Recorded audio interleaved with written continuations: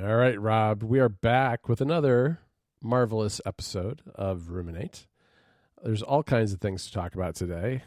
I hear that it's, I guess part of it's going to be video games again, which has become a pretty common topic for us. But you're playing Rocket League again, huh? Yeah. So this is a weird. So I bought the new Star Wars game, Star Wars Squadrons. Oh yeah, the X-Wing shooty one. And I was playing that for like, I don't know, hour and a half, 2 hours, and then it crashed. And I was really annoyed. I was like, oh, it's crashed. This is annoying. Like, I had to restart the game and all this. I didn't lose my save data, but I was just kind of frustrated. So I was like, oh, I'll play a couple of games of Rocket League.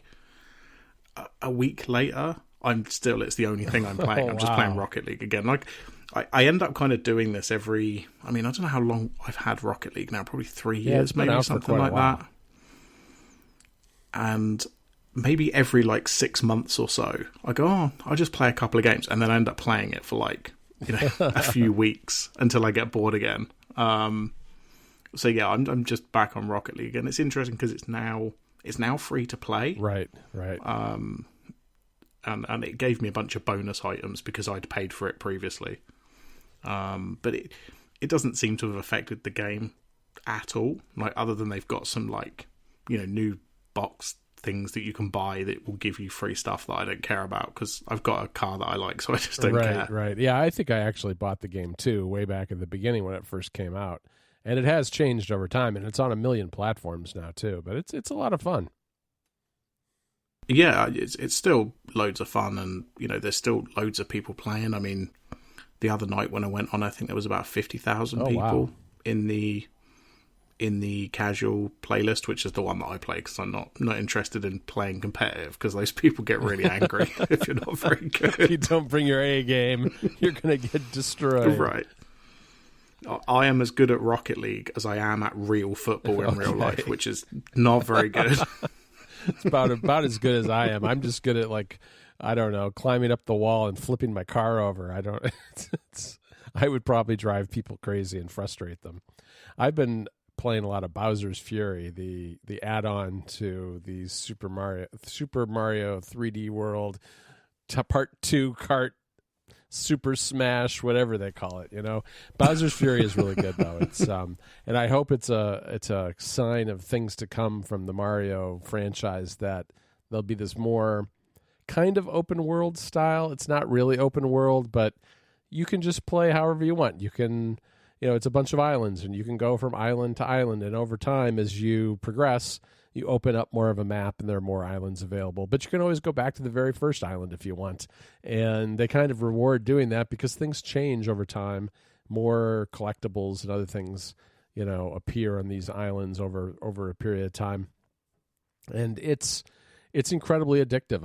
I found it to be, it has a little bit of that really chill vibe of Breath of the Wild, where you can just kind of wander around, but also the fun and challenge of a platformer that is in spots really difficult and really requires, precise jumps and timing and all that, plus boss battles that are really well done. I mean, there are little, I guess I would call them mini boss battles, which are various, a variety of different characters. And then about every 10 minutes, Bowser shows up as a Godzilla-sized creature, and you have to fend him off or hide from him.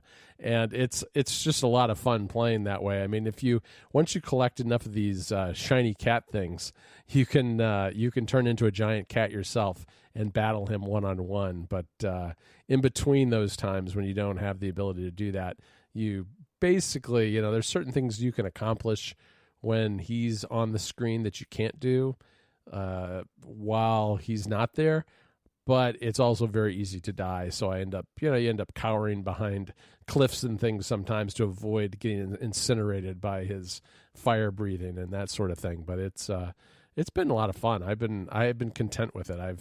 It's helped me get through the fact that I still cannot get a PS5. I was in a queue, I guess, about 10 days ago. One appeared at 3:30 in the afternoon, and I thought, all right, I'm just sitting at my desk. I'll get into this. And then they have a whole. So this was on I think the PlayStation Network site, or it was some Sony site basically, and you get into a line and it just refreshes automatically periodically, and eventually, it says you're in, and then you're in, and it refreshes and it says out of stock. And that was like an hour and a half that I was in this line, which was really dumb. But so I've kind of given up. I mean, once in a while like that, when I run across something on Twitter and I don't have anything else going on at the moment, I will, put it in a browser tab and keep an eye on it. But it doesn't seem like there's going to be any more supply for quite a while. Yeah, I've seen a few. I think there was a drop yesterday in the UK. And maybe there was one a couple of days ago as well. But yeah, you're right. I mean, it still seems pretty scarce. And speaking of the PS5, my triangle button was sticking on my PS5 controller. No. It would come up and it would register the button press, but it didn't have that like clicky feeling that it should have of the other buttons. And I thought, oh god, here we go. I'm going to have to send it back to Sony, and they're going to, take however long to send me a new one. Probably not too bad, but it's still, I'm going to be without a controller for, maybe a week or something. And then I realised it was still in the return window for Amazon because I bought it. It was like November, so it was in their Christmas return. So I messaged them and said, look, my controller's broken. I don't want to return the whole thing because obviously you don't have any more for me. What can you do? And they said, oh, no problem, sir. We'll give you £60 credit and you can order another one. I was like, thanks very much. Oh, nice. That's very good. I've heard that there's some issues with drift on some of the controllers now, too. Yeah, I haven't seen that yet, thankfully. Yeah. I had one set of Joy-Con where it was just awful. It was unplayable, and it was too bad. It was the neon yellow one that I like a lot. Yeah, I mean, again, I've been lucky with the Switch that none of mine have done that either. But I mean, I'm sure they will eventually. Maybe I don't play it as much as other people, but yeah, I'm not looking forward to that because the Joy-Cons aren't exactly cheap to replace. No, they really aren't. Are you excited about the Zelda Skyward Sword remake that's coming, the remaster? Do you know what? I was, until I read about the controls for this on the Switch version, where like the sword is done with the right analog, and I just know that that's going to be no good for me. Yeah, it's different. It's definitely different. I don't really know how I feel about it, but they had to do something because you don't have the Wiimote to do it with. Mm-hmm. So I don't know. Yeah, I guess you can do. Can you do it separately with the Joy-Cons detached? I think you can, right? You can do something there, I think. I think they have said that. The problem I have is I have a stupid injury on my wrist from when I was an idiot and a teenager.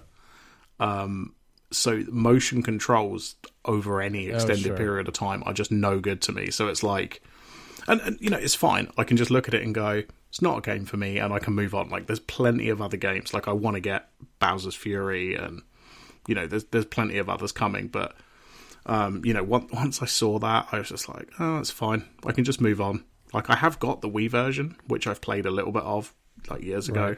So if I want to play it, I could just fire up the Wii, I suppose. Yeah, that's true. Rob, I have a hard drive story for you. And this is... Okay. Oh, go on. This is a sad story of storage, because when I got myself a MacBook Air, I went all in and I got the 2 terabyte SSD, which I was very happy I did because I really don't like to manage storage, and I tend to accumulate a lot of big files. A lot of it is audio from recording podcasts and stuff, but I don't know. I mean, I test a lot of apps. I want to have a lot of room on the drive, so I got a big one. And I know from my Mac Mini, having a 1 terabyte drive there, it was actually starting to feel a little cramped. So I thought with the Air, I'm going to go larger. Now, the difficulty is, though, when you want to back something up is that large. Now, obviously, I have not filled it up. I've got it maybe a quarter full is all now, maybe 500 gigs or so. But you plan for the future and the fact that it's going to fill up. You need to have something bigger than 2 terabytes, especially if you want to do Time Machine. And I already have Backblaze, so I thought I would do a Time Machine drive. And ideally, I would go with an SSD because they're quiet and they're fast, but they're also incredibly expensive. And so I decided against that, mostly for that reason, and for the reason that you can't really get more than 4 terabytes in an external SSD. I mean, I think there are some ways you could handle it. You could get like a RAID type setup and buy internal SSDs sticks and all that, but I didn't really want to go. I didn't want something super big and bulky. I didn't want something super complicated, and I also didn't want anything super expensive. Well, I didn't really totally achieve all of that because I abandoned the idea of an SSD because I was like, well, 4 terabyte SSD is like $800 or something. I'm not spending that much money.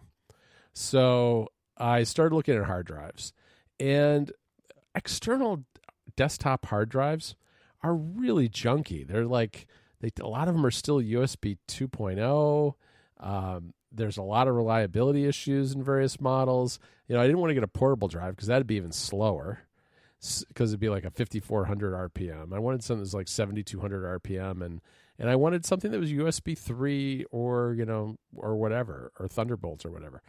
And it gets expensive super fast again there. So what I ended up doing is I ended up getting one for creators, Rob. It's marketed because apparently creators like their everything encased in rubber. They used to be like, like the Panasonic Panasonic Toughbooks, where it's like a laptop encased in lots of aluminum and rubber and things. They do that to hard drives now. So I ended up getting this thing from a company called Glyph. And Glyph makes these drives for people in the film and photography industry and stuff like that. And the main reason I got it was, 1, it was 8 terabytes. 2, it was 72 RPM. And 3, it was USB. It's USB 3.1 Gen 2, which is fast. It's basically I believe that's Thunderbolt 3 equivalent. So I get myself. This is a complete aside, but I have a hang up about all the names with USB-C and Thunderbolt 3 and 4 because I get corrected about this a lot on Twitter by people, and it's just a mess, and it shouldn't be so confusing, but it is. In any event, I got a fast one. But it was kind of expensive as a result. I forget, it was like maybe $350 or something like that. I got it, and I thought, all right, it's also kind of bulky. So it was not quite, what I wanted in that category either. But I thought, all right, at least it's fast. And it's 8 terabytes. It's going to last a long time. I could even partition it and maybe use it for some outboard storage if I wanted to. Well, I put it up on my desk, plugged it into my MacBook Air, started a Time Machine backup, and oh my gosh, it is so loud. It not only was it the general constant spin of the drive, even and the fan, even when it wasn't actually reading and writing, but when it was reading and writing, it sounded like there was a mouse in the wall or something scratching away at the walls. It was really bad. So I thought, and I'm not really one of those people who's like totally offended by any kind of minor fan noise. But this was really kind of it wasn't so much it wasn't really the fan that bothered me. It was the reading and writing that was really kind of loud compared to other drives I've used. So I thought, well, this is terrible. So what I ended up doing, I tried a lot of different things, Rob. I tried putting it on the floor, still too loud. Tried putting it across the room, attached to an old Mac Mini, and then attaching to it via SMB over the network. That was turned out to be unreliable. So I have a file cabinet here with not that much stuff in it. There was a little hole in the back of the file cabinet. I put the hard drive in the file cabinet, snaked the wires out the hole, which I had to use a screwdriver to make a little bit bigger, and closed the drawer. Now it's fine. Now it sits in a drawer amongst some other things in conditions which obviously are not ideal because of heat and all that, but it's a pretty big space in the drawer, and this thing doesn't seem to be generating that much heat. But it's a lot quieter now. I don't notice it hardly at all. So that's my story. And there's a couple of things. I hate the fact that SSDs are still so expensive, especially when you get up into anything over a terabyte. I can't stand that. I'm also kind of done with this whole different cables do different things, but they look exactly the same. I mean, I really love that USB-C is a small connector, and it's you can plug it in either direction, and it works great. But Thunderbolt 4 versus Thunderbolt 3 versus USB-C 3, 3.1, all those different standards, completely confusing. And the cables are capable of different things depending on how they're certified. And now the same problem is with things like HDMI and whether they're compatible with modern game consoles. Yeah, I mean, I totally agree with you. Like, this is even the the USB-C adapter, one that's for HDMI or VGA or whatever you get. We had a bunch of these at work, and they were all different brands and stuff like that. And we were in a situation where I think I bought one and one of my colleagues bought one, but mine didn't work with the exact same MacBook that he had. But if we swapped, they did work. And I think because the monitor was slightly different, but it's but it should be the same. There's nothing. Do you know what I mean? It's just a cable. It should be fine, but it is just not. Everything about this is so difficult. I mean, this is why I end up buying Apple's overly expensive cables, because I'm at least I know that is exactly what I want, and it will do the job. And I've got two USB 4 two Thunderbolt 4 cables now, and it's nice that they put a little 4 on them. I mean, I guess I appreciate that, and I have some Thunderbolt 3 ones that have a 3 on them. Also, what's with whose bright idea was it that we make a cable that can't be more than a meter long? I mean, come on. Right? Yeah, no more than a meter for you. You don't get that. And that's one of the problems I had with this drive was oh, well, if you want that speed, if you want that USB 3.1 Gen 2 Thunderbolt 3 speed, you can't use a cable that's more than a meter long, because then it drops down to USB 2 speeds. Yeah, it's a complete mess. So anyway, that's my gripe. That's my gripe about cables and about loud hard drives. But I do have my setup is nicer. I spent a lot of time kind of organizing my studio over the weekend. Nice. Well, speaking of weird things, I've just sent you a link. I should have done this before recording, but I didn't. Okay, let me look here. So you should have an. So this is I'm a product ambassador for this random company. I don't know how it happened. I have no idea how I've ended up as a product ambassador for these people. But they send me random products every now and again. And if you open that link, you'll see what is described as a wireless charger 4-in-1 magnetic charging station. This is quite something. There's a lot going on in this picture. There is, yeah. They sent me an email and they said, "Oh, we're going to send you our new product." And I was like, "Okay, there's a lot going on." So you've got, to describe this, you've got one what just looks like a fairly standard Qi charger, but it happens to be square. And then to the side of that, there's a secondary bit that magnetically connects that has a watch charger on it, and then a sticky up lightning cable for plugging in AirPods. And then you can also plug in another phone. There's a USB port on the back of that watch, right? Bit, and you can charge another phone through it as well. Why is it? Do you have this thing yet? Yeah, I do. Yeah, it turned up. Oh, why do they connect together, the two pads? The only thing I can think is that they've designed it so that you can use just the phone charging bit on its own. Yeah, that's the only. And you can because it comes apart, it's fairly flat. You can pack it up fairly small. I mean, I'm going to probably use it for when I go traveling. When that happens again. But this is a very odd product. Does it have two wall plugs, or is it just one? No, so it only plugs into the phone charger bit, so the Qi charger bit. I see, and the other stuff just it draws power from the phone part.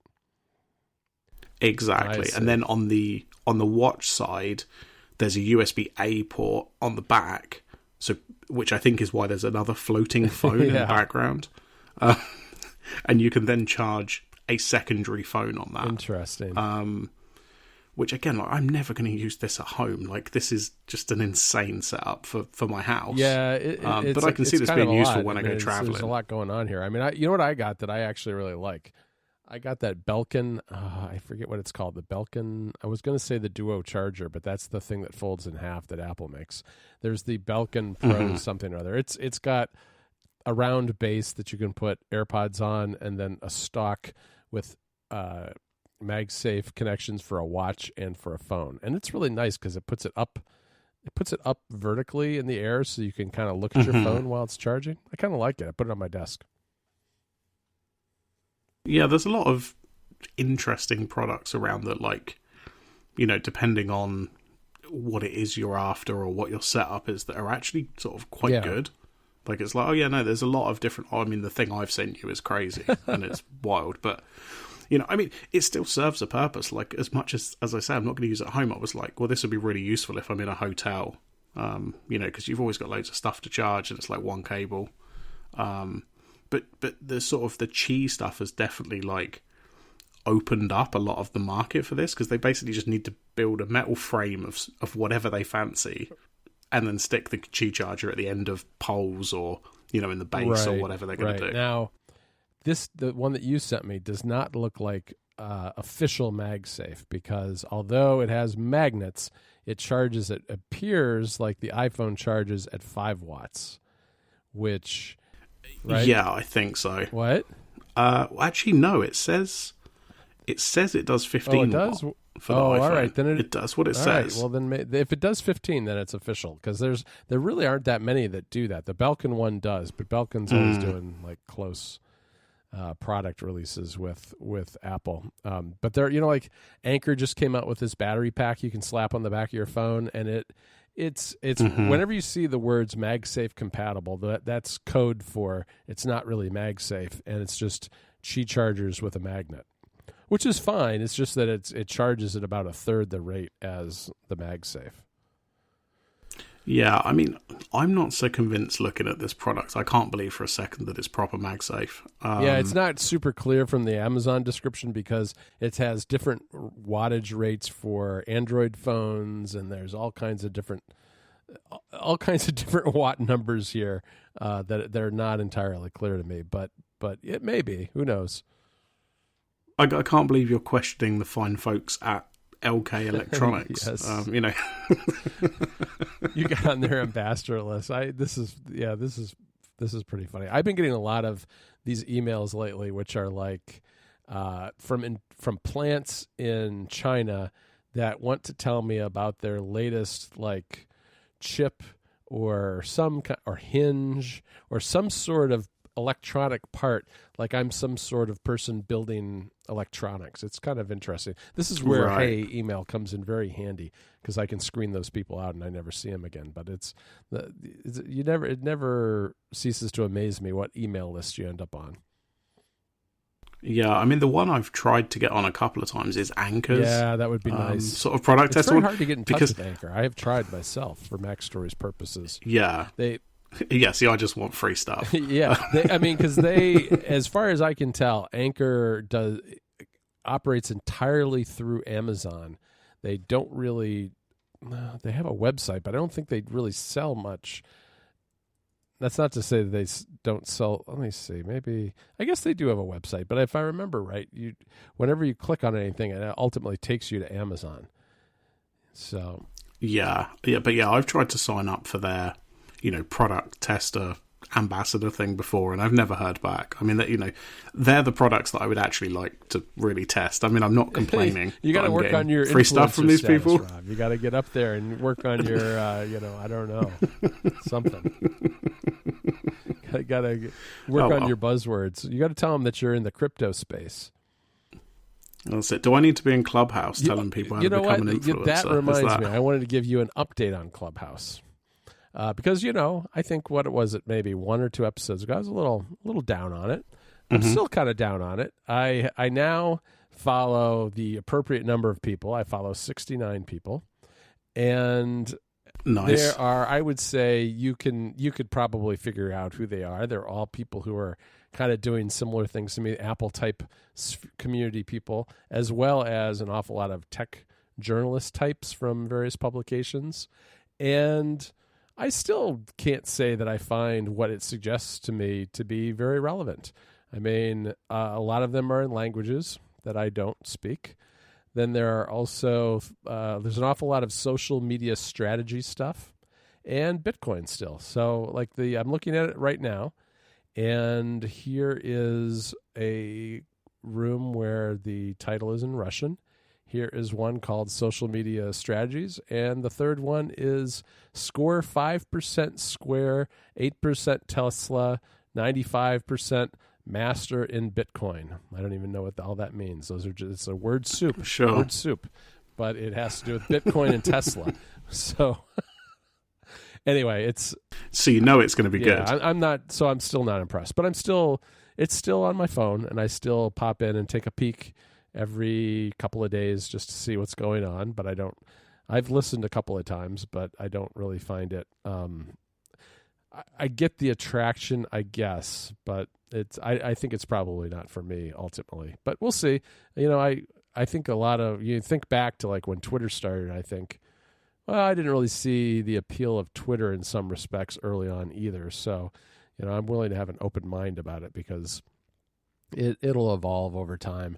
I'm not convinced that it won't just be kind of subsumed as a feature within existing services. Like I could see, Twitter's already doing something like this, which I haven't tried yet. I'm not on that beta, but I could see it just being kind of subsumed within other services, or maybe it takes off. Who knows? It seems like it's grown very, very quickly though in the last since I kind of joined right as they were starting to grow very, very fast, and now they've got like 8 million downloads last month or something. So it's pretty much a closed open beta now.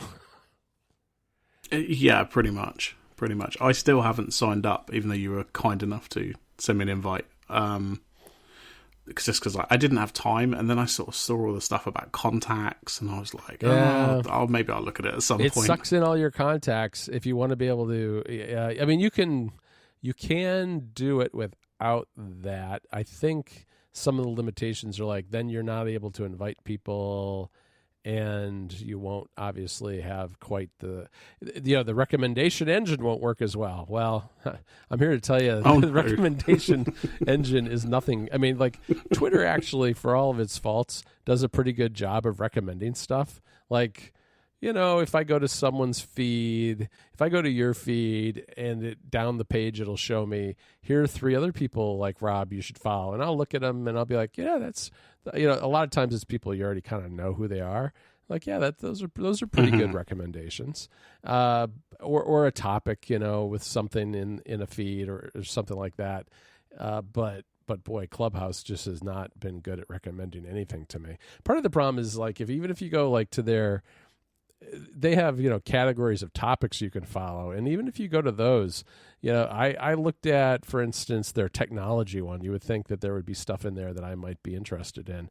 And their technology section is just like, well, one of them's like, the sections are venture capital, AI, SaaS, startups, crypto, angel investing. It's like, all right, well, what about like apps or computer? It's like it's very much a Silicon Valley what's hot, AR, VR, what's hot today type of topics, as opposed to more general topics. So I'm not digging it. Not digging it at all. No. Well, there we go. We've done our 2 weekly update on Clubhouse. Yeah. If I see anything new, I'll be sure to let you know, Rob, and go join up. Perfect. You can follow me and watch me do nothing on Clubhouse. Excellent. And I can also do nothing. Right. Who knows? Anyway. All right. Well, let's wrap it up there, I think, before we go any further into Clubhouse. That sounds good. All right. Well, we'll be back in 2 weeks. Speak to you then. Okay, bye-bye.